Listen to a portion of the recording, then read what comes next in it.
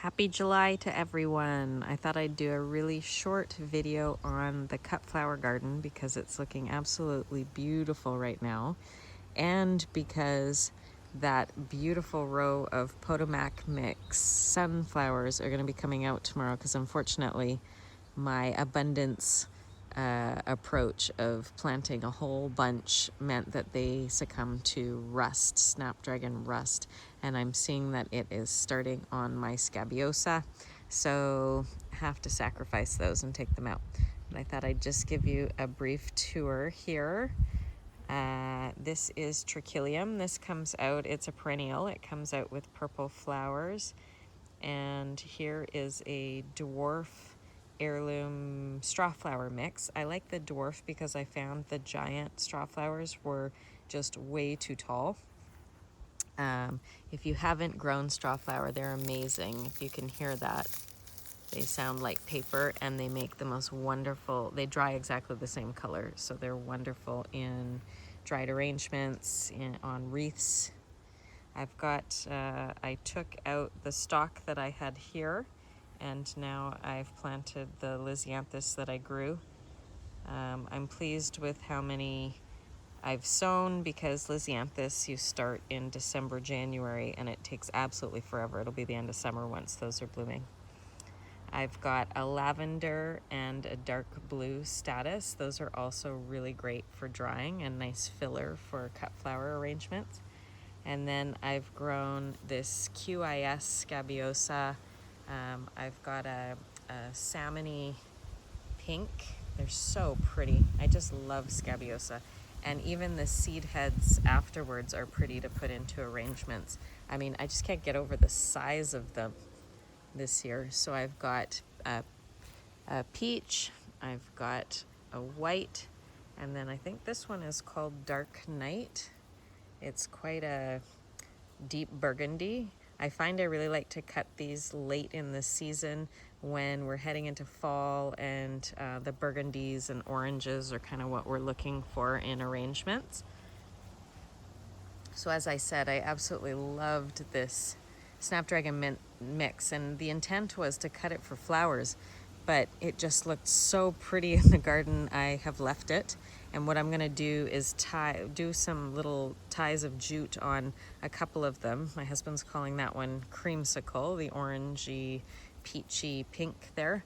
And then I really love the kind of mauve lavender one, so I'll collect the seeds of those and then grow those on next year. Now, I am so pleased with my dahlias. Most of them are starting to bloom. Some of them haven't yet. I went far and wide on Vancouver Island finding different ones from different people. And so I've got a water lily style dahlia here. This one's really beautiful. It's called Yvonne. It's kind of a peachy pink. And then this is a wonderful producer. This is a little, sort of a shorter, smaller pom-pom called Cocoa Puff. I have a couple others, Liquid Desire, Creme de Cassis, and Evelyn, all there. All of these were started from single tubers, so they're gonna take a bit longer. And I have this, I'm just looking to see, can't remember the name of this one, but it's got really dark leaves, so I'll take a photo, maybe put it on Instagram once these open. Salmon Runner, this is also an amazing producer. If you're looking for one for cut flowers, this one just pumps out the blooms all season long, as does Jowie Winnie. That's a pom-pom style. It's kind of purple in the center and sort of salmony peach on the outside. And then there's a pom-pom that's called Pink Pearl back there, but I think that might have been a mistake by the grower who sent it to me, because it's supposed to have a pinky center, and that one's just pure white. Got a smaller pom-pom in white there called Petra's Wedding. And then here is one of my absolute favorite. The open styles are called Collarette dahlias. This one, you can see the bees just love these. This is Apple Blossom.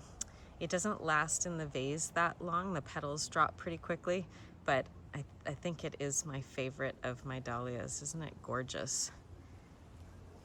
And you can see it goes a variety of kind of yellows and pinks. And another colorette I just love is this one here called Venus. This was created by a grower, a Quebec grower out east in Canada. Isn't that a gorgeous dahlia? And a couple Clyde's Choice and Labyrinth just about to come into bloom. And then this gorgeous kind of coppery, it's called Ferncliff Rusty. Another beautiful one. So there you go, a little tour of my miniature cut flower garden. I'll be making some bouquets this weekend for my mother-in-law and a friend of ours down the street. Hope you're having a wonderful July and finding some time to get some rest and enjoy your garden. See you in the next one.